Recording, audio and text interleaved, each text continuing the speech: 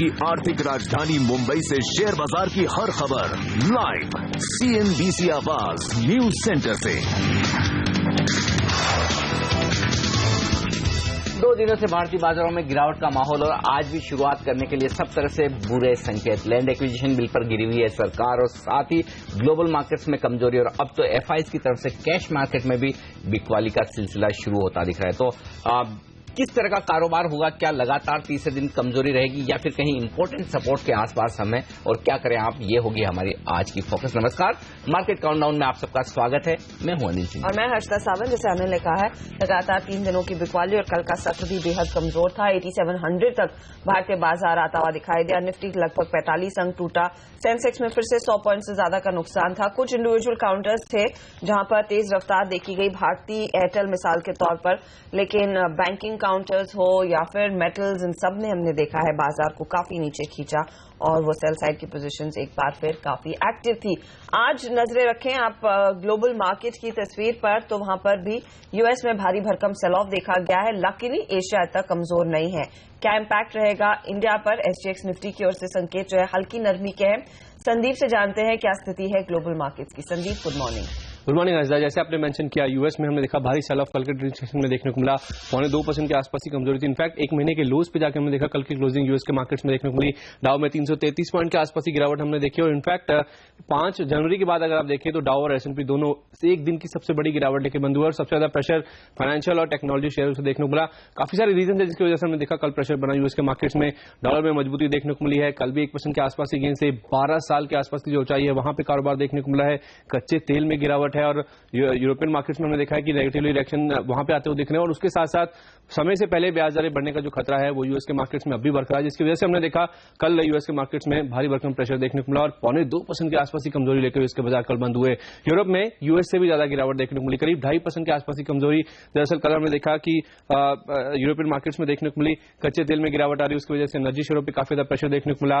QE की शुरुआत हुई, उसके बाद यूरो में कमजोरी देखने को मिली है, तो उसका कहीं ना कहीं इंपैक्ट देखने को मिला और साथ ही साथ ग्रीस के रिफॉर्म्स को लेकर आज जो बैठक होने वाली उससे पहले बाजारों में हमने देखा काफी ज्यादा प्रेशर था और माइनिंग शेयरों में जिस तरह से कल गिरावट आई उसकी वजह से फुटसी में सबसे ज्यादा गिरावट थी। करीब 2.5% के आसपास की कमजोरी कल हमने फुटसी में बनते हुए देखी। लेकिन जैसे अपने शुरुआत में मेंशन किया, इतनी ज्यादा गिरावट हम एशियन मार्केट्स में नहीं देख रहे हैं। इनफैक्ट निकेई को अगर आप देखें, शंघाई को अगर आप देखें तो वहां पे हर निशान के साथ कारोबार देखने को मिला। निकेई में कुछ डेटा पॉइंट्स आए जो कि बाजार उम्मीद से बेहतर है। इनफैक्ट अब ताइवान भी ग्रीन टेरिटरी में जाता हुआ और बाकी बाजार जहां पे गिरावट है भी तो बहुत मामूली 1/4% के आसपास तक की गिरावट वहां देखने को मिली। इसलिए एसजेएक्स निफ्टी वैसे इंडिकेशन दे रहा है कि मामूली कमजोरी के साथ आज इंडियन मार्केट्स की यहाँ पे शुरुआत देखने को मिलेगी। तो यूएस और यूरोप में एक सेल ऑफ देखने को मिला, लेकिन एशियन मार्केट स्टेबल है और इंडियन मार्केट्स की काफी शान शुरुआत हो सकती है, ऐसे एसजेएक्स निफ्टी से इंडिकेशन आते हुए। शुक्रिया संदीप इस जानकारी के लिए। अनिल, कितना गहरा इम्पैक्ट इंडिया पर पड़ेगा, स्पेशली जो डॉलर स्ट्रेंथन कर रहा है, क्या वो ज्यादा असर डालेगा मार्केट्स पर आज? इसमें कोई डाउट नहीं कि डॉलर की मजबूती का असर दुनिया भर के बाजारों पर पड़ना निश्चित है और 100 के लेवल के आसपास डॉलर इंडेक्स पहुंचता हुआ दिख रहा है, 98.5, जो काफी ऊंचाइयों पर है। तो इसमें सीधा सीधा असर ये होता है कि जब अमेरिका की इकोनॉमी मजबूत होती हुई दिख रही हो तो फिर आपको वहां की करेंसी मजबूत होती हुई दिखेगी और अगर डॉलर मजबूत होता है तो उसका असर पड़ता है इक्विटी और कमोडिटीज जैसी दूसरी रिस्की एसेट क्लासेस पर और वो कमजोर होती है और वो ग्लोबली कमजोर होती है और उसका असर भारतीय बाजारों पर पड़ना लाजमी है। कमोडिटीज के दाम गिरेंगे, मेटल्स के दाम गिरेंगे, क्रूड के दाम गिरेंगे, तो उसका असर उन कंपनियों पर होना निश्चित है जो कि इन कमोडिटीज में डील करती है। और अमेरिकी बाजारों में गिरावट के पीछे एक बड़ी वजह यह है कि उन कंपनियों के दाम गिर रहे हैं, उन कंपनियों के शेयरों के दाम गिर रहे हैं जो कमोडिटीज में कारोबार करते हैं। दूसरी दिक्कत यह कि अगर अमेरिकी इकोनॉमी में डॉलर इतना मजबूत होता है तो अमेरिका से जो एक्सपोर्ट करने वाली कंपनियां हैं उनकी कमाई पर असर पड़ेगा। एक्सपोर्टर्स के लिए यह बढ़िया हो कि उनकी देश की करेंसी कमजोर रहे, लेकिन अमेरिका की कमजोरी अगर मजबूत हो रही है, अमेरिका में ऐसी कई बड़ी कंपनियां हैं जो दुनिया भर में एक्सपोर्ट करती है, तो जाहिर सी बात है कि उनकी कमाइयों पर नेगेटिव असर करेंसी की वजह से पड़ता हुआ दिखेगा। तीसरी बात जो टाइटनिंग को लेकर है, इसमें कोई डाउट नहीं कि फेड को आगे पीछे रेट्स बढ़ाने हैं, वो डर अभी भी, और चौथा है जो यूरोप की चिंताएं अभी भी बरकरार है। तो ये 4 चीजें मिलकर अमेरिकी बाजारों पर जो प्रेशर बना रही है और इस साल अगर आप देखें तो अमेरिकी बाजारों के गेंस सारे गायब हो चुके हैं। हालांकि S&P अभी भी अपने लाइफ टाइम हाई से मुश्किल से 3% नीचे, तो इतनी दिक्कत की बात नहीं, लेकिन कहीं कहीं अब ऐसा लग रहा है कि इकोनॉमी की रिवाइवल के साथ साथ इक्विटी मार्केट्स में जो एक रिस्क लेकर पैसा बनाने का मौका अमेरिकी बाजार में निवेशकों को दिख रहा था, वहां पर कहीं कहीं ब्रेक लगता हुआ दिख रहा है। और ये चिंता की बात इक्विटी मार्केट्स के लिए है, अमेरिका के लिए भी और ग्लोबली भी। ये शॉर्ट टर्म फिनोमिना है। लॉन्गर टर्म के लिहाज से देखें तो मुझे नहीं लगता कि भारतीय बाजारों के लिए बहुत दिक्कत की बात है, लेकिन day to day basis correlation definitely हर रोज डाउ के साथ हम देखते हैं, तो शॉर्ट टर्म में भारतीय बाजार भी आपको कमजोर होते हुए दिखेंगे। लेकिन ऐसा लगता है जिस वजह से अमेरिकी बाजार गिर रहे हैं उसके चलते भारतीय बाजारों में कमजोरी उतनी नहीं होगी जितनी अमेरिकी बाजारों में होती हुई दिख रही है। लेकिन आप देखिए जिस तरह का स्टांस हमने देखा अनिल, एफआईआई भारतीय बाजारों से भी पैसे निकालते हुए दिखाई दे और 12 सेशंस बाद फाइनली एक सेल साइड की पोजीशन आई और सिर्फ कैश ही नहीं वायदे में भी हम देख रहे हैं एक साइजेबल चंक सेल का। डेटा बुरे हैं, इसमें कोई डाउट नहीं है, क्योंकि कैश मार्केट में बिकवाली का आंकड़ा आप देखना नहीं चाहते। लेकिन एक बात जो मैं यहाँ कहना चाहता हूँ ये कि ये आंकड़े बुरे, बहुत बुरे तब होते हैं जब कैश मार्केट के साथ साथ आप स्टॉक फ्यूचर्स में भी एफआईआई की तरफ से बिकवाली देखते हैं। कल के सेशन में स्टॉक फ्यूचर्स में लगातार दूसरे दिन खरीदारी का आंकड़ा आया और 335 करोड़ की खरीदारी की, हालांकि कैश मार्केट की बिकवाली से कम है। लेकिन जनरली ये ट्रेंड है, एफआईआई को जब भी एंट्री या एग्जिट करनी हो तो वो शुरुआत वायदा कारोबार से होती है, क्योंकि वो मार्केट लिक्विड है और जनरली एफआईआई का निवेश भी लिक्विड और लार्ज कैप स्टॉक्स में होता है। लेकिन इंडेक्स तो वो बेच ही रहे हैं, इंडेक्स बेच रहे हैं, वो एक दिक्कत की बात है और उसी वजह से आप एक रिकवरी को सस्टेन नहीं होते हुए दिख रहे हैं। तो आपके लिए स्टॉक फ्यूचर्स में खरीदारी जो है वो कहीं कहीं कुशन दे रही है कि बाजार बहुत ज्यादा नीचे न गिरता हुआ दिखे, या गिरे तो फिर वहां पर स्टॉक फ्यूचर्स में अपनी एफआई शॉर्ट पोजीशन कवर करेंगे। जैसे ही अपसाइड आती है, चाहे वो ग्लोबल रीजन से हो या किसी और रीजन से, इंडेक्स फ्यूचर्स की बिकवाली उस अपसाइड को लिमिट कर देती है। ये ट्रेंड साफ तौर पर बाजार में दिख रहा है, ये आंकड़ों में भी नजर आ रहा है। कल के सेशन में एक राहत की बात हो रही है कि डोमेस्टिक फंड्स की तरफ से 300 करोड़ के आसपास की खरीदारी का आंकड़ा है, लेकिन इंडेक्स फ्यूचर्स सबसे बड़ी चिंता की बात है और वो इंडेक्स फ्यूचर्स दोनों ही है, निफ्टी भी और बैंक निफ्टी भी। तो जब तक इंडेक्स फ्यूचर्स में बिकवाली न थमे तब तक बाजार का हायर लेवल पर सस्टेन करना काफी मुश्किल है। और इन आंकड़ों के दम पर आप कह सकते हैं कि एफआईआई ने एक रुझान बहुत अच्छी तरीके से बना रखा, सेल ऑन राइज, वो आप पिछले 2-3 ट्रेडिंग सेशन से लगातार बाजार में देख रहे हैं। अनिल, कंसिडरिंग कल हमने बड़ी मुश्किल से कैश में 8700 पर समाप्ति देखी है, 8700 को ब्रीच भी किया है। अब वायदे बाजार में क्या वो निचले लेवल ज्यादा अट्रैक्टिव हो गए हैं ट्रेडर्स के लिए? क्या रुझान 8600 की तरफ दिखने लगा है? कल के सेशन के आंकड़े जितने बुरे दिख नहीं रहे उतने बुरे हैं दो लिहाज से। पहली बात है कि कल के सेशन में काफी ट्रेडर्स लॉन्ग हो गए हैं, क्योंकि फर्स्ट हाफ में जिस तरह की बाजार ने स्टेबिलिटी दिखाई, लोगों को ये लगा कि 600 पॉइंट की गिरावट हो चुकी है सेंसेक्स में, निफ्टी 2% गिर चुका है, अब यहां पर स्टेबल होता हुआ दिख रहा है, तो लोगों ने काफी कॉल्स खरीदे हैं, कमजोर ट्रेडर्स ने कॉल्स खरीदे हैं। और ऐसे में जो कॉल्स खरीदे गए वो कमजोर ट्रेडर्स की तरफ से। अब आप बड़े इन्वेस्टर्स की एफआईआई की एक्शन देखिए। स्टॉक फ्यूचर्स में एफआईआई ने कुछ शॉर्ट कवर किए और कुछ लॉन्ग पोजीशन बनाई, यही एकमात्र आंकड़ा ऐसा है वायदा कारोबार में जो कि पॉजिटिव है। जबकि स्टॉक फ्यूचर्स में ट्रेडर्स की पोजीशन कम होती हुई दिखी है, तो कमजोर ट्रेडर्स बाहर हुए और मजबूत एफआईआई जैसे इन्वेस्टर्स हैं उन्होंने खरीदारी की। एकमात्र पॉजिटिव वायदा कारोबार में यही है। अब आइए आप बैंक निफ्टी में, बैंक निफ्टी कल 0.5% कमजोर था, 95,000 शेयर्स वहां पर कम होते हुए दिखे। एफआईआई ने अपनी लॉन्ग पोजीशन भी कम की है और फ्रेश शॉर्ट भी बनाई है, और वैसा ही रुझान आपको निफ्टी फ्यूचर्स में भी नजर आएगा। लॉन्ग पोजीशन कम की है एफआईआई ने और शॉर्ट पोजीशन भी बनाई है। तो बैंक निफ्टी और निफ्टी कहीं कोई सहारा नहीं दे रहा है, सिर्फ स्टॉक स्पेसिफिक एफआईआई की तरफ से खरीदारी है। बाकी 8500 और 9000 दोनों ही जगह हाईएस्ट ओपन इंटरेस्ट पुट में बना हुआ है। पुट कॉल रेशियो आपके लिए 9.94 के आसपास है, कंफर्टेबल जोन में। तो कहीं कहीं बाजार ये मानकर चल रहा है, लोअर साइड पर जो बाजार को सपोर्ट आता दिख रहा है वो 8400 से लेकर 8600 की रेंज में है, और ऊपर की तरफ वायदा कारोबार के आंकड़ों के दम पर देखें तो 8000 एक तरह से लक्ष्मण रेखा साबित होती दिख रही है। उसके पार जाकर बाजार टिकेगा तो ही वायदा कारोबारियों का मूड बदलेगा तेजी की तरफ या फिर एग्रेसिव शॉर्ट कवरिंग की तरफ। तो आंकड़े साफ तौर पर कमजोरी की और इशारा कर रहे हैं ब्रॉडर मार्केट के लिए, लेकिन स्टॉक स्पेसिफिक अब भी खरीदारी का रुझान बड़े इन्वेस्टर्स की तरफ से वायदा कारोबार में भी और कैश में भी। जी हाँ, यहाँ पर क्लियरली स्टॉक स्पेसिफिक एक्शन है, लेकिन इंडेक्स पर लगातार प्रेशर के साइंस आ रहे हैं। 8748 पर एसजीएक्स निफ्टी ट्रेड करता हुआ। मार्केट काउंटडाउन में हमारे साथ हमारे एक्सपर्ट्स जुड़ेंगे, आपको बताएंगे टेक्निकल स्थिति कैसी है मार्केट की मानिश जायसवाल के साथ। फंडामेंटल चेक लेंगे एचडीएफसी सिक्योरिटीज के वीके शर्मा से, और डेरिवेटिव स्ट्रैटेजी आज समझेंगे एंजल ब्रोकिंग के सिद्धार्थ भामरे के साथ। इसके अलावा बाजार में आगे की रणनीति हम जानेंगे कैनरा, एचएसबीसी और बीसी लाइफ की रितु गंगराड़े अरोड़ा से, और इसके अलावा स्पेक्ट्रम नीलामी को मिले जोरदार रिस्पांस का हम डिस्कशन करेंगे। केपीएमजी के पार्टनर हमारे साथ होंगे रोमल शेट्टी, और लैंड एक्विजिशन बिल पर हम चर्चा करेंगे real estate consultancy firm Cushman and Wakefield के एग्जीक्यूटिव एमडी संजय दत्त से।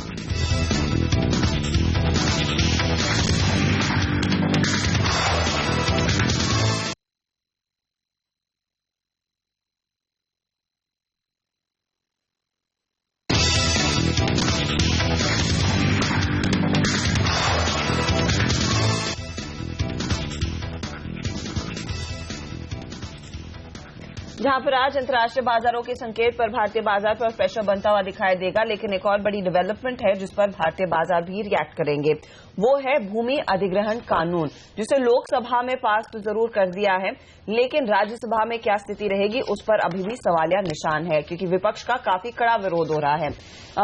आज इनफैक्ट इस मुद्दे पर मार्केट भी रिएक्ट करेगा, लेकिन ग्रामीण विकास मंत्री चौधरी वीरेंद्र सिंह ने कहा है कि 9 नए संशोधनों से विधेयक को लेकर अब काफी भ्रम दूर होंगे। और ग्रामीण विकास मंत्री से एक्सक्लूसिव बातचीत की हमारे ब्यूरो चीफ लक्ष्मण रॉय ने। यहाँ पे लोकसभा से आपने पारित कराया, निवेशकों को हमेशा चिंता रहती है कि पूरा बिल सदन से पारित नहीं हो पाया, राज्यसभा में बिल अटकेगा। ये कैसे भरोसा दिलाएंगे कि राज्यसभा से बिल हम पास करा लेंगे, या फिर दूसरा रास्ता क्या होगा आपका? भरोसा यही है कि प्रजातंत्र में जो भी लोगों के, किसान के, गरीब के, युवा के, महिलाओं के हक की जो बात है, वो हमारा फर्ज है कि हम उसको लेके आएं और हाउस से ये कहें कि इनको पास कीजिए। इसका बड़ा भारी लाभ किसान को होगा। और ये बातें मैं ये समझता हूं कि गुड सेंस वुड प्रिवेल, और लगेगा कि बहुत बड़ी संख्या में जो लोग अभी तक ये फैसला नहीं कर सके थे कि हम साथ दें या ना दें, मुझे लगता है कि अब आज जो हमने 9 अलग से अमेंडमेंट किए हैं, संशोधन किया है, उनसे और पिक्चर क्लियर हुई है, और उससे लगता है कि अब मेंबर्स के दिल में जो भ्रांतियां थी वो खत्म हुई। क्या गैर कांग्रेसी विपक्षी पार्टियों को आप मनाएंगे कि राज्यसभा में आपका समर्थन करें? हम सबको, गैर कांग्रेसी सब पार्टियों को कहेंगे कि इसमें साथ देना चाहिए। तो सरकार को पूरी उम्मीद है और 9 अमेंडमेंट्स के बाद इस बिल को राज्यसभा में भी साथ मिलेगा, लेकिन वहां पर काफी मामला अटक सकता है, क्योंकि कांग्रेस ने सीधा कहा है कि वो इस बिल का विरोध करने वाले हैं। अनिल, कितना भारी इम्पैक्ट रहेगा मार्केट पर, क्योंकि सभी की नजरें हैं कि सरकार अब जब काम करना शुरू होगी, कितनी आसानी से वो बिल्स पास होते हुए दिखाई देंगे। फिलहाल राज्यसभा में MMDR बिल भी अटक गया है, जिस पर इतनी ज्यादा कंफ्यूजन कियोस नहीं था। लैंड एक्विजिशन बिल से तो काफी ज्यादा इम्पैक्ट रहेगा। बाजार के लिए कितना अहम है हर्षदय, इसका अंदाजा सिर्फ एक बात से लग सकता है कि आजकल मार्केट के बड़े बड़े दिग्गज लोग बजाय ट्रेडिंग स्क्रीन के राज्यसभा टीवी लगाकर रखते हैं अपने सामने, और उससे अंदाजा लगाने की कोशिश करते हैं कि क्या एक्शन पार्लियामेंट में हो रहा है। तो साफ तौर पर बाजार के लिए एक बड़ा ट्रिगर है, दोनों ही तरफ, पॉजिटिव और नेगेटिव साइड पर। कमोबेश इस वक्त बाजार ये मानकर चल रहा है कि सरकार के लिए लैंड एक्विजिशन बिल पास करना बहुत मुश्किल होगा बगैर ज्वाइंट पार्लियामेंट सेशन के। तो अगर आज राज्यसभा में गिर भी जाता है तो वो तो पता है बाजार को कि ये होने वाला है। एक नीजर रिएक्शन शायद उस वक्त आ सकता है आपको, जैसे ये खबर आए कि राज्यसभा में ये पास नहीं हो पा रहा है और अल्टीमेटली सरकार ज्वाइंट सेशन के लिए जाने के लिए तैयारी करती है, तो एक नीजर रिएक्शन तो होगा। लेकिन दिक्कत की बात यह कि आज शुरुआत करने के लिए आपके लिए फिर से संकेत MMRD बिल से काफी नेगेटिव आते दिख रहे हैं। जिस बिल को पास होना चाहिए था, अगर कल वो पास नहीं हुआ तो फिर बाजार को आज सुबह ये समझ लेना है कि लैंड एक्विजिशन बिल पास नहीं होगा, आगे सरकार को जो एक्शन लेना होगा।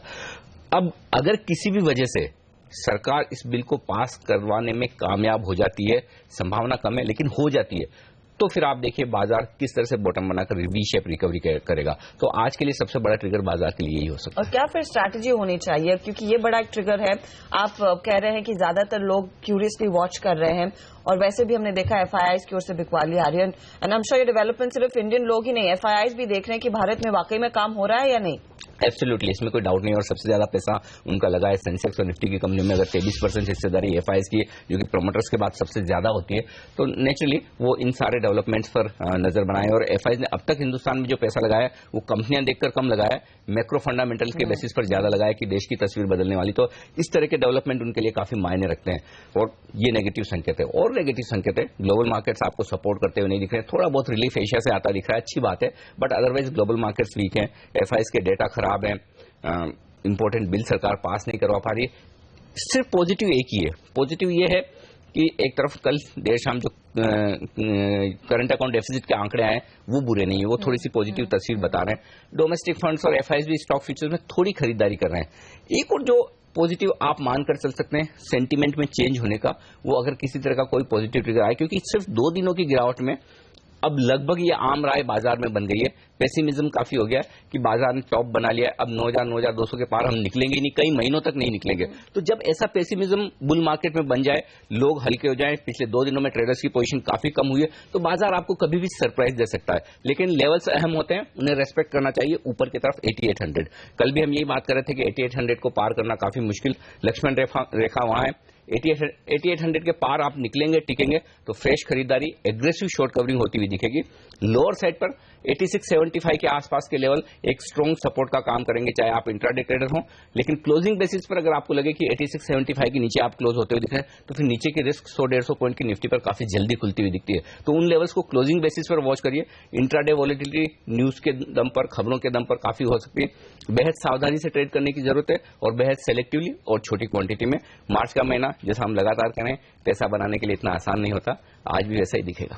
तो यहाँ पर एक पेनफुल ट्रेडिंग सेशन डेफिनेटली रह सकता है और ऑफ कोर्स नजर रहेंगी पॉलिटिकल डेवलपमेंट्स पर। 8750 एसजीएक्स निफ्टी थोड़ा सा स्टेबल है, 5 अंक नीचे। वक्त हो रहा है छोटे से ब्रेक का, लेकिन आगे आपको बताएंगे खबरों वाले शेयर और साथ ही क्या रणनीति आपकी आज मार्केट में होनी चाहिए उन तमाम स्टॉक्स पर। हमारे साथ होंगे मानिश जायसवाल, अविके शर्मा और सिद्धार्थ भामरे इस ब्रेक के बाद।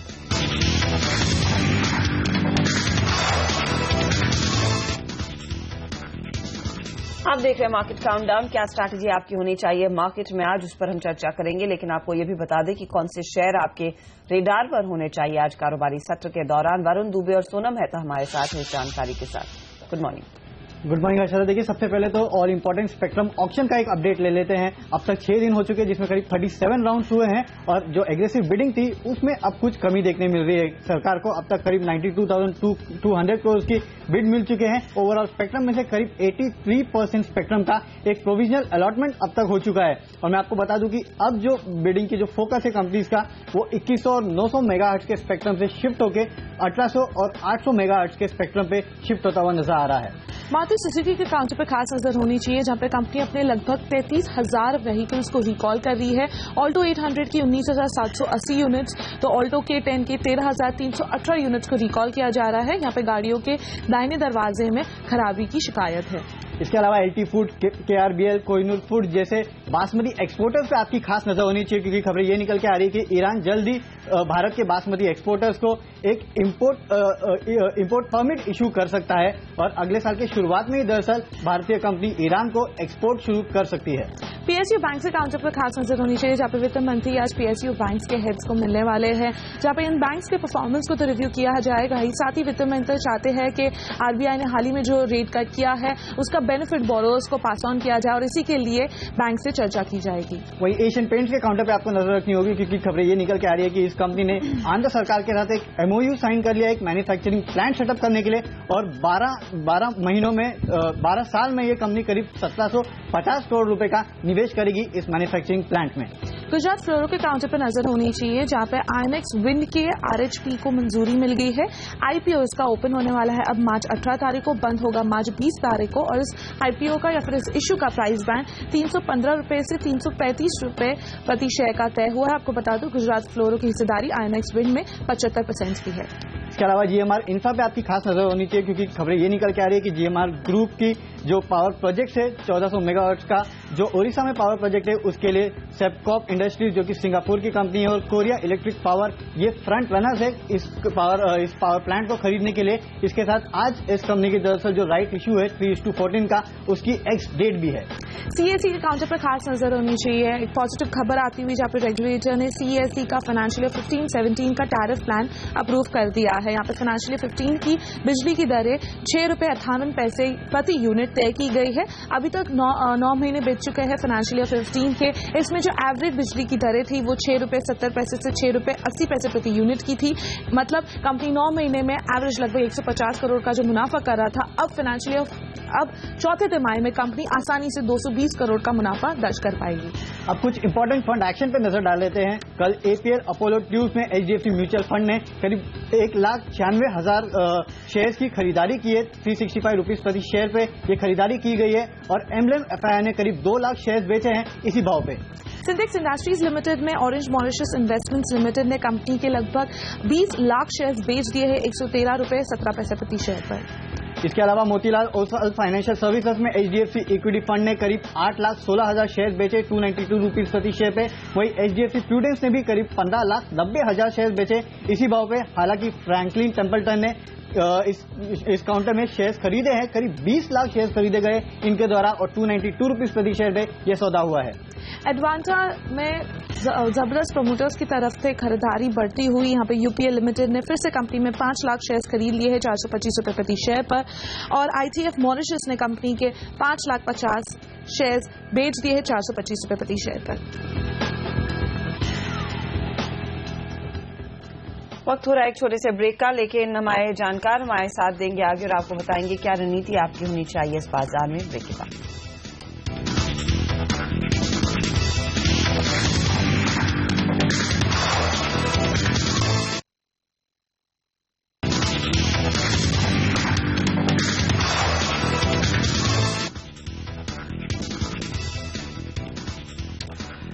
हमारे एक्सपर्ट्स हमारे साथ जुड़ रहे हैं जो देंगे हमें आज के ट्रेडिंग सेशन की रणनीति। हम बात करेंगे तकनीकी राय के लिए मानस जायसवाल.com के मानस जायसवाल से। फंडामेंटल नजरिया हमें बताएंगे HDFC सिक्योरिटीज के VK शर्मा साहब। आप दोनों का स्वागत है CNBC आवाज पर। शर्मा साहब, शुरुआत अमेरिकी बाजारों की तेज गिरावट के साथ की जाए। कहीं कहीं अब ऐसा लग रहा है कि अमेरिकी बाजार बड़े वोलेटाइल और कमजोरी की तरफ रुख करते हुए नजर आ रहे हैं नए हाइज बनाने के बाद। क्या वजह आप समझ रहे हैं? इस गिरावट को कैसे देख रहे हैं अमेरिकी बाजारों की और इसका कितना असर भारतीय बाजारों पर पड़ता हुआ दिखेगा? जी, पहली बात ये कि बाजार, अमेरिकी बाजार इसलिए गिर रहे हैं और वो जग जाहिर है, हम भी यहाँ पे गिरे हैं पहले। उनका एक ही रीजन है कि एक फियर है ग्लोबली कि इंटरेस्ट रेट्स अब हाइक होने लगेंगे। और वो सब क्यों है? बिकॉज जॉब नंबर जो फरवरी महीने के आए थे 2,95,000 प्रति माह, वो एक बहुत बड़ा नंबर था और उससे प्रेरित होकर लोग ऐसा सोच रहे हैं कि US फेड रेट शायद जून में ही अपना रेट हाइक कर डाले। मेरा अपना मानना है, हमारी राय थोड़ी मार्केट से अलग है और वो ये है कि फेड इस हालत में नहीं हो पाएगा जून के अंदर कि वो रेट हाइक करेगा। कई रीजन है। पहली बात यह कि रेट हाइक करने के लिए 2 चीजें आवश्यक है।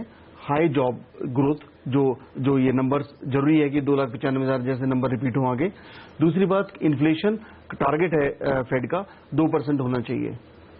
तो इस वक्त अगर हम जॉब रेट को देखें तो जॉब रेट फेड की अपनी जो इंटरनल जो उनकी स्टडी होती है, जिसको बीच बुक रिपोर्ट आती है प्रति माह, ये मतलब अपने उसके हर मीटिंग के पहले आती है, तो वो जो बीच बुक रिपोर्ट आई उन्होंने बोला था कि जितने भी US के जो शेल गैस के स्टेट्स हैं उन सब के अंदर उन्होंने इकोनॉमिक वीकनेस देखी है।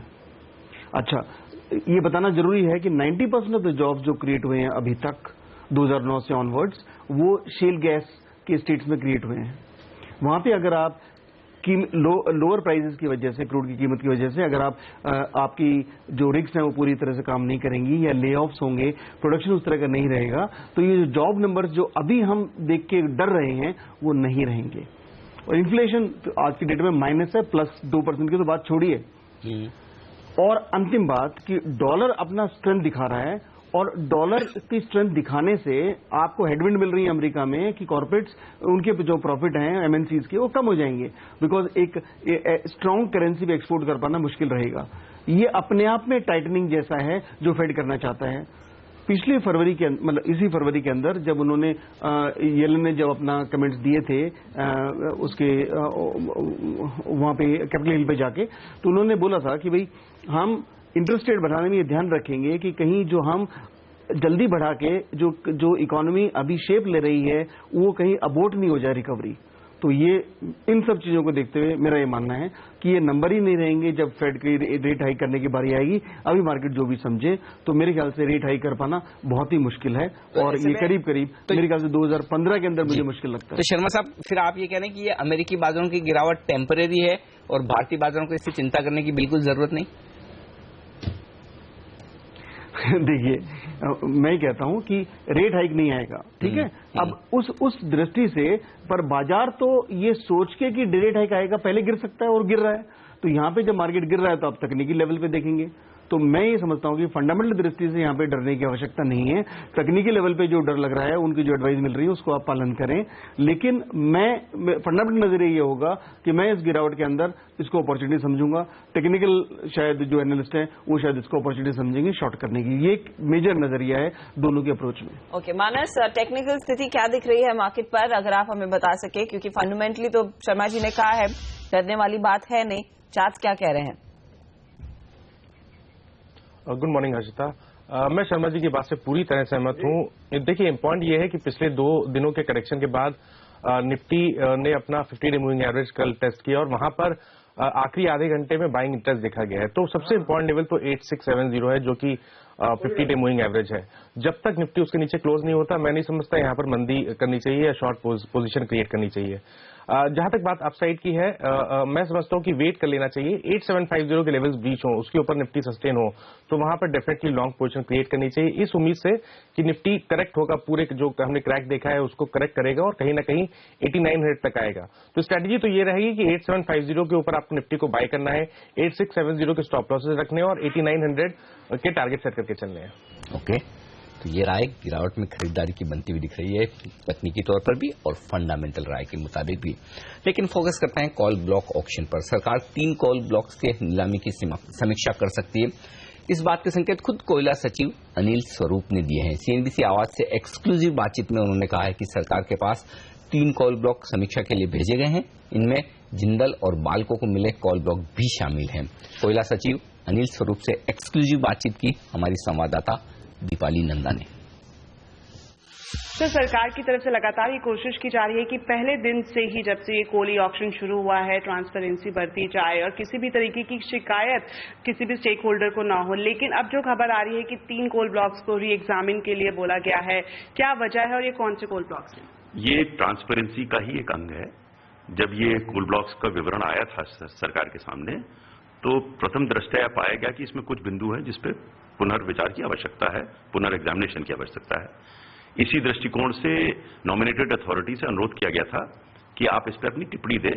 वो टिप्पणी हमें प्राप्त हो गई है और अब उसका परीक्षण शासन स्तर पर हो रहा है और अगले 2-3 दिन में इसमें निर्णय ले लिया जाएगा। सर, ऐसा भी एक ऑप्शन आ सकता है कि दोबारा से री ऑक्शन किया जाए, जो एक बार फिर से ये किया जाए? इस संदर्भ में अभी कुछ कहना उचित नहीं होगा। जब भी अंतिम निर्णय लिया जाएगा, समस्त बिंदुओं को विचार करते हुए अंतिम निर्णय लिया जाएगा। सर, आपसे ये भी जानना चाहेंगे कि चूंकि कोली ऑक्शन पर पूरे देश भर की नजर टिकी हुई है और अभी अंतिम चरण में अपने आ चुका है, अभी आगे का प्रोसेस किस तरह से होगा? एक कोल ब्लॉक है जिस पर अभी भी ऑक्शन होना बाकी है, उस पर क्या आपकी? जिन ब्लॉक्स को हमें ऑक्शन करना था उसमें सिर्फ एक कोल ब्लॉक ऐसा है जिसपे जो उच्च न्यायालय का निर्णय होगा उसके अनुरूप कार्रवाई की जाएगी। ये कदाचित निर्णय हमें थर्सडे तक प्राप्त हो जाएगा। अगर प्राप्त होता है तो फ्राइडे को नीलामी होगी, अन्यथा इसमें नीलामी नहीं होगी। सर, आपसे आखिरी सवाल मैं ये जानना चाहूंगी, क्या सरकार के पास ये अधिकार है कि अगर जो 3 कोल ब्लॉक्स के नाम सामने आए हैं री एग्जामिन करने के लिए, अगर उसमें किसी तरह की कोई कमी या कोई त्रुटि पाई जाती है तो उसको दोबारा से सरकार अपने डिसीजन पर ही ऑक्शन करवा सकती है? नहीं, अंततः किसी भी ऑक्शन को एक्सेप्ट करने या रिजेक्ट करने का अधिकार सरकार का है। नॉमिनेटेड अथॉरिटी सिर्फ अपना विवरण यहां भेजता है सरकार के पास और अंततः निर्णय सरकार द्वारा लिया जाना है। सरकार ने अभी उन 3 प्रकरणों में निर्णय नहीं लिया है, जो कि जो परीक्षण होकर रिपोर्ट आई है उसका परीक्षण करके फिर निर्णय लिया जाएगा। उसके उपरांत ये निश्चय होगा कि उन ब्लॉक्स का क्या किया जाए यदि उनको अस्वीकृत किया जाता है। तो गारे पालमा ब्लॉक की काफी सस्ती में बिडिंग हुई, उसकी समीक्षा सरकार करेगी, ऐसी खबरें जरूर थी। लेकिन जैसे कोयला सचिव ने साफ कहा है कि सरकार का क्या कदम होगा उस पर अभी भी निर्णय आना बाकी है। स्टॉक में कुछ करेक्शन देखा गया था शर्मा जी, JSPL जैसे कंपनियां और इनफैक्ट ये पूरा जो स्पेस है जहां पर काफी अग्रेसिव बिडिंग होती दिखाई दी है। क्या आपको लग रहा है अगर ये फिर से बिडिंग के लिए जाते हैं तो कंपनियों को झटका लगेगा, स्पेशली JSPL जैसे स्टॉक्स? मेरे ख्याल से इनको रीबिडिंग में जाने के अगर जाते हैं तो ऑब्वियसली जो नई प्राइस आएगी वो उससे और ऊपर होगी और उस दृष्टि से ये आवश्यक रहेगा कि इन स्टॉक्स में आप ये एक्सपोजर न ले तो बेहतर है। ये रिस्क इसमें हमेशा बना रहेगा। जो डेरिवेटिव में स्टॉक्स है उनमें ऑप्शन के जरिए आप अपनी पोजीशन ले सकते हैं। मेरा अपना मानना है कि इस पूरे सेक्टर से, क्योंकि ये जो सेक्टर है ये अच्छा परफॉर्म नहीं करने वाला है, तो उस दृष्टि से इससे अलग रह के आप जो मेन सेक्टर्स हैं उनके अंदर, जैसे बैंकिंग के अंदर अगर आप देखें या फिर फार्मा क्षेत्र के अंदर स्टॉक पोजीशन बनाना चाहें गिरावट के ऊपर, तो वो दोनों जो सेक्टर्स हैं वो आपको बेहतर प्रदर्शन दिखा सकते हैं, हमको रिटर्न दे सकते हैं शॉर्ट और लॉन्ग टर्म दोनों के अंदर। लेकिन जेएसपीएल के चार्ट्स क्या कह रहे हैं मानस, क्योंकि 150 से इस खबर के बाद जो स्टॉक उछला कि 108 रुपए में इन्हें माइन मिल रही है गारे पाल्मा, और उसके बाद स्टॉक में मेरे ख्याल से 205 210 तक के हाईज बनाए हैं। कल एक तगड़ा करेक्शन स्टॉक में ऊपर की प्राइस से देखने को मिला। चार्ट्स पर क्या लॉन्ग करने के संकेत हैं या फिर शॉर्ट करने के? अनिल जी देखिए, एक बढ़िया मूव लास्ट मंथ हमने देखा था और उसके बाद एक्सक्यूज मी, उसके बाद लगातार स्टॉक अपने 200 डे मूविंग एवरेज के आसपास रेजिस्टेंस फेस कर रहा है। करीब करीब 15 से 20 सेशन हो गए हैं जब स्टॉक 200 डे मूविंग एवरेज के आसपास रेजिस्टेंस फेस कर रहा है। तो मैं समझता हूं अगर आपको लॉन्ग पोजीशन क्रिएट करनी है तो 200 डे मूविंग एवरेज ब्रेक करने का वेट कर लें, जो कि आई थिंक नियर अबाउट 199 के आसपास आता है 200 डे मूविंग एवरेज। तो उसके ऊपर अगर स्टॉक क्लोज हो तो आप फ्रेश लॉन्ग क्रिएट कर सकते हैं। बट जहां तक बात ऑलरेडी किसी के पास स्टॉक है, लोअर लेवल्स पे लिया हुआ है या तो करंट लेवल्स पे लिया हुआ है उसकी है, तो मैं समझता हूं कि 173 का एक स्ट्रिक्ट स्टॉप लॉस रखें और स्टॉक में बने रहे। अगर एक अपसाइड ब्रेकआउट आएगा तो वहां से कम 30 से 35 रुपए का मूव मिल सकता है, तो बने रहे स्टॉक में। 173 का स्टॉप लॉस रखें। ओके, 173 के स्टॉप लॉस के साथ होल्ड करें अपनी पोजीशन को। हालांकि स्टॉप लॉस थोड़ा दूर है यहां से, लगभग 8% के नीचे का, लेकिन स्टॉक में जिस तरह से बड़े वोलेटाइल मूव्स आते हुए दिख रहे हैं, थोड़ा सावधानी रखना ठीक रहेगा। ये राय आती हुई मानस की।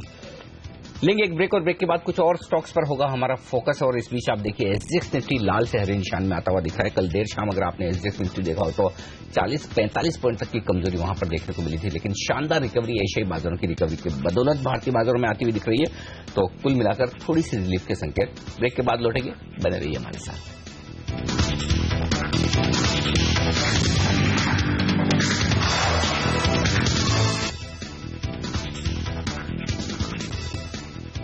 हमारे एक्सपर्ट्स हमारे साथ हैं मानस जायसवाल और वीके शर्मा साहब, और अब एंजल ब्रोकिंग के डेरिवेटिव और टेक्निकल हेड सिद्धार्थ भामरे भी हमारे साथ कार्यक्रम में शामिल हो रहे हैं। सिद्धार्थ, आपका भी स्वागत है सीएनबीसी आवाज पर। सवाल आपसे मेरा ये है कि इस सीरीज में जो करेक्शन की शुरुआत हुई है अब 2 दिनों से, क्या लगता है आपको 9000 का लेवल निफ्टी पर देखने के पहले 8400 8500 देखना पड़ेगा? Good morning Anil ji. Last week when we were talking, मतलब यही टाइम को इंटरेस्ट रेट डिक्रीज होने की बातें हुई थी, हुआ था in fact, and there was a huge gap of opening and I can recall you guys were compelling me to buy this market and I was not ready for that. उस दिन आपका शॉर्ट का जो स्टॉप लॉस था वो trigger करवा दिया था। सर मैं शॉर्ट भी नहीं था सर, और ना मैं लॉन्ग था, और that's what the case was. ये जो करेक्शन आ रहा है अभी मार्केट में, ये जनरली लॉन्ग अनवाइंडिंग की वजह से आ रहा है जी। और एफआईएस की अगर हम गतिविधि देखें तो कल भी 800 करोड़ का अनवाइंडिंग हुआ है with decline in open interest, और कैश मार्केट में भी थोड़ी बिकवाली हुई है। अगर मैं थोड़ा इसमें ग्लोबल क्यूज को ऐड करूं, कुछ महीनों पहले जेनेट येलन ने कहा था कि अगर एम्प्लॉयमेंट डेटा अगर अच्छा होता है एंड इन्फ्लेशन रेट 2% के आसपास स्टेबलाइज होता है तो हम इंटरेस्ट रेट हाइक करेंगे। मुझे नहीं लगता कि यूएस में इन्फ्लेशन रेट 2% के आसपास स्टेबलाइज हो रहा है, in fact they are struggling to be at 2% level. तो ये जो कंसर्न है कि इंटरेस्ट रेट अचानक से बढ़ जाएगा इन यूएस में, आई थिंक इतने जल्दी नहीं होगा। और अगर ये होता भी है तो भी ये एक medium to long term perspective से अच्छा है कि रादर देन आर्टिफिशियल मनी से बेहतर है कि now economy will be stabilize by its own. तो मुझे नहीं लगता है कि ये ट्रेंड चेंजिंग फॉल है कि अब मंदी आ जाएगी, अब मार्केट में न्यू हाईज नहीं बनेंगे, ऐसा नहीं है। थोड़ा करेक्शन डीपर हो सकते हैं। मेरे लिए immediate support for the market is 8650, और आज शायद खुलते में ही शायद हम वो लेवल के आसपास रहेंगे, and next support is around 8450। मैंने आई वुड सजेस्ट दैट ये मार्केट एक बाय ऑन डिप्स मार्केट है, लेकिन ये डिप्स और 150-200 पॉइंट की बाकी है।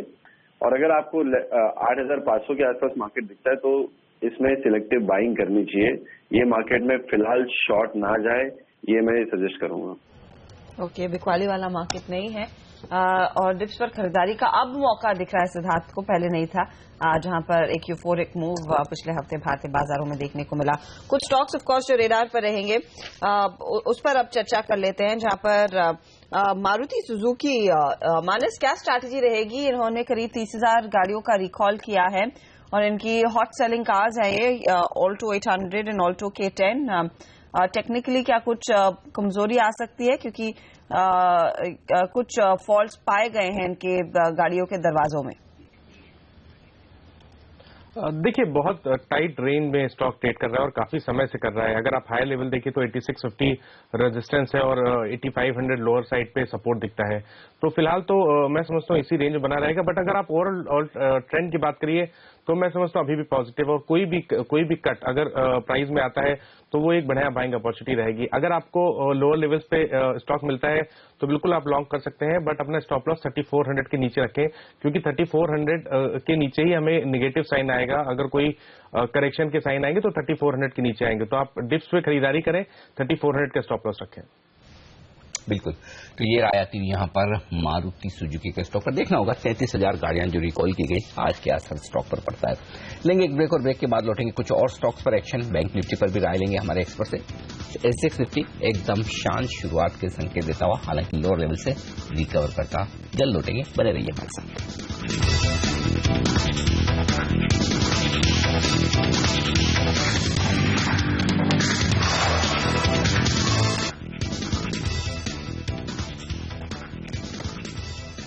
हमारे एक्सपर्ट्स हमारे साथ हैं मानस जायसवाल, वीके शर्मा और सिद्धार्थ भामरे। सिद्धार्थ, बैंक निफ्टी क्या निफ्टी के मुकाबले में कमजोर ज्यादा है? किस तरह से ट्रेड बैंक निफ्टी को करना चाहिए? और साथ ही कोई बैंकिंग स्टॉक आपकी लिस्ट में हो लॉन्ग या शॉर्ट साइड पर आज ट्रेड लेने के लिहाज से? हाँ जी, जैसे मैं बता रहा था कि निफ्टी में अनवाइंडिंग हो रही है, लेकिन बैंक निफ्टी में हमने शॉर्ट पोजीशंस बनती हुई देखी है। और कल के सेशन में, उससे पहले वाले सेशन में दो स्टॉक्स जो कि जिनका वेटेज भी काफी ज्यादा है, HDFC बैंक और एक्सिस बैंक, इसमें शॉर्ट पोजीशंस बनते हुए देखी है हमने। ICICI बैंक ने कल आउट परफॉर्म किया है, लेकिन इसमें भी ऑन बाउंस हम शॉर्ट पोजीशंस ही बनते देख रहे हैं। ये जो तीन स्टॉक्स है, HDFC bank, axis bank and ICICI bank, ये तीनों का अगर बैंक निफ्टी का वेटेज देखो तो तकरीबन अराउंड 62 से 65% का तो यही तीन स्टॉक का वेटेज है बैंक निफ्टी में। तो बैंक निफ्टी में मुझे कुछ रिस्पाइट नहीं दिख रहा है। शॉर्ट पोजीशंस का अगर कवरिंग आती है तो इसमें बाउंस बैक आ सकता है, लेकिन कवरिंग के लिए कोई ट्रिगर नहीं है। और जिन लोगों ने इसमें शॉर्ट पोजीशंस बनाई है, they are quite in the money, तो there is no reason of them to panic and cover their short positions. तो बैंक निफ्टी में हम नेगेटिव ही रहेंगे। 18,500 के आसपास इसको एक सपोर्ट है, वहां तक ये जा सकता है। वहां पे हम फ्रेश कॉल लेना चाहेंगे कि वेदर वन शुड बाय और नॉट। बट अनलाइक निफ्टी, जहां हम कह रहे हैं अभी कि 8,500 के आसपास अगर आता है तो खरीदना चाहिए, वो कॉन्फिडेंस आपको बैंक निफ्टी पे 18,500 पे शायद ना आए। स्टॉक स्पेसिफिक अगर आप ट्रेड देखें तो अगर एक्सिस बैंक में अगर थोड़ा बाउंस आता है तो शॉर्ट करें, ICICI बैंक में अगर थोड़ा बाउंस आता है तो शॉर्ट करें। सम ऑफ दी PSU बैंक्स थोड़े स्टेबलाइज हो रहे हैं, जैसे यूनियन बैंक हो गया, तो वहां हम कवर्ड कॉल राइटिंग की सलाह दे रहे हैं। 170 के आसपास खरीदे, 180 का कॉल बेचे। Bank of India somewhere around 220 के आसपास सपोर्ट ले रहे हैं। SBI हमें लग रहा था कि सपोर्ट ले रहा है, लेकिन अब हमने इसमें फ्रेश वीकनेस देख रहे हैं। तो PSU और स्पेस में अगर आपको जाना है तो SBI को लेकिन अवॉइड करें अगर आपको लॉन्ग करना है कोई स्टॉक्स। वायदे बाजार से तो संकेत साफ है कि स्पेस में बिकवाली हावी होगी, लेकिन शर्मा जी अगर कोई लॉन्ग टर्म ट्रेड ले रहा है, क्या करंट लेवल्स पर आप बैंक्स खरीदेंगे, या फिर जैसे सिद्धार्थ कह रहे हैं कि 18,000 तक बैंक निफ्टी आए तो तब एक बेहतर अपॉर्चुनिटी होगी, स्टॉक्स भी आपको काफी सस्ते मिलेंगे? अगर आप ओवरऑल कंपैरिजन वाइज देखें bank Nifty versus other banks, तो अगर प्राइवेट सेक्टर बैंक में लेना हो तो मैं एक्सिस पे अगर यहां से गिरावट आती है तो मैं उसमें खरीदारी करना चाहूंगा, न कि शॉर्ट करना चाहूंगा। मेरा होराइजन कम से कम 6 महीने का रहेगा। दूसरा, PSU बैंक्स में एक और चीज है जो फंडामेंटल्स के अलावा जो प्राइस को चेंज कर सकती है, और वो है कि करीब 6 PSU बैंक्स ऐसे हैं टॉप के जिनके पास अभी कोई CEO MD नहीं है। मेरा अपना मानना है कि ये सब स्टॉक्स डिपेंडिंग अपॉन कि किस तरह का CEO आप इनको देते हैं, उसकी प्रोफाइल के ऊपर इन बैंक्स को री रेट किया जा सकता है। और ये चीज बिल्कुल हाथ में है, इसके लिए आपको राज्यसभा की मंजूरी नहीं चाहिए, आपको सिर्फ अच्छा सीईओ अपॉइंट करना है। इस बात को मद्देनजर रखते हुए मैं ये देखते हुए कि भी जो पिटे हुए बैंक्स हैं उनके अंदर ऑब्वियसली एसेट की हालत अच्छी नहीं है, थोड़ी बिगड़ी हुई है, तो पीएनबी जो अमंग लार्जर बैंक्स हैं, अमंग पीएसयू बैंक्स, तो उनके अंदर मैं स्टेट बैंक के बाद तो मैं उसके अंदर पोजीशन बनाना चाहूंगा। और ये देखते हुए कि मेरे पास निजी पोर्टफोलियो में होल्डिंग नहीं है पंजाब नेशनल बैंक की, लेकिन हमने अपने निवेशकों को इस बात को लेके कि जब भी अपॉइंटमेंट होता है तो इसमें पोजीशन बनाने के लिए डिपेंडिंग अपॉन प्रोफाइल क्या है तो चौकन्ने रह के इसमें निवेश कर सकते हैं। ओके, तो यहाँ पर अपॉर्चुनिटी शायद पीएनबी जैसे स्टॉक्स में दिखाई देगी लॉन्गर टर्म पर्सपेक्टिव के लिहाज से। लेंगे एक ब्रेक। एसजीएक्स निफ्टी 8749 पर ट्रेड करता हुआ लौटेंगे, प्री ओपन सेशन पर नजरें रहेंगी और खास तौर से हम मार्क करेंगे रुपए की चाल को, कंसिडरिंग कल भी एक काफी गहरा सेल ऑफ देखने को मिला था और रुपया 62.76 पर जाकर टिका। आज की ओपनिंग कैसी रहती है उस पर भी नजरें रहेंगी। पहला सौदा में ब्रेक के बाद।